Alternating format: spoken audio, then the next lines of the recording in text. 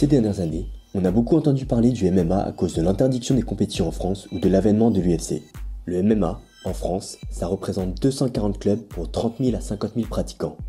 Et l'UFC, la plus grande ligue de MMA au monde, attire jusqu'à 1 650 000 spectateurs en pay-per-view, tandis que 180 chaînes de télévision retransmettent ces combats. Mais le MMA, c'est quoi? Le MMA, c'est l'abréviation de Mixed Martial Arts, ce qui signifie arts martiaux mixtes en français.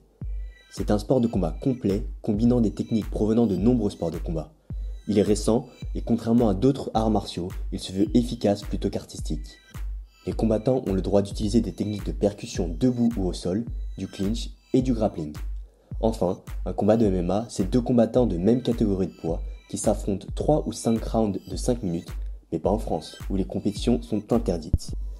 Pour comprendre les préjugés autour du MMA, revenons à ses origines et donc à l'Antiquité grecque.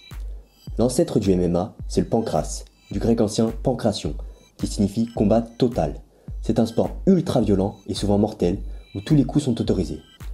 Dans la mythologie grecque, Hercule et Thésée utilisent cet art martial pour vaincre respectivement le lion de Némée et le Minotaure. Selon les historiens, Alexandre le Grand recrute les meilleurs combattants de pancras pour son armée. 25 siècles plus tard, en 1993, le promoteur américain Art Davie décide d'organiser un tournoi afin de savoir quel art martial est le plus efficace.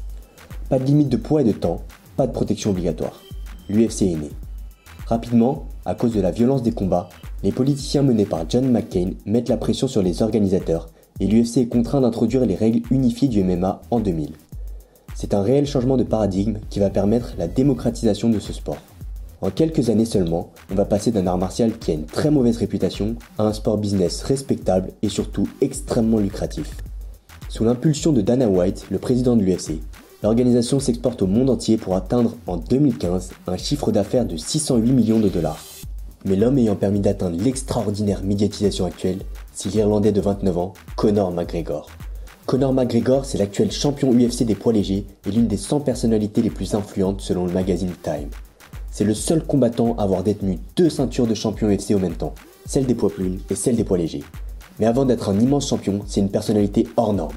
Il manie le trash talk mieux que quiconque, a un charisme exceptionnel et son accent irlandais lui vaut la sympathie du public.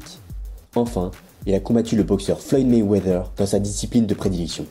Ce combat du siècle, c'est le Money Fight, combat pour lequel McGregor empoche près de 100 millions de dollars. En bref, le MMA, ça peut paraître violent, mais c'est surtout le show à l'américaine dans toute sa splendeur.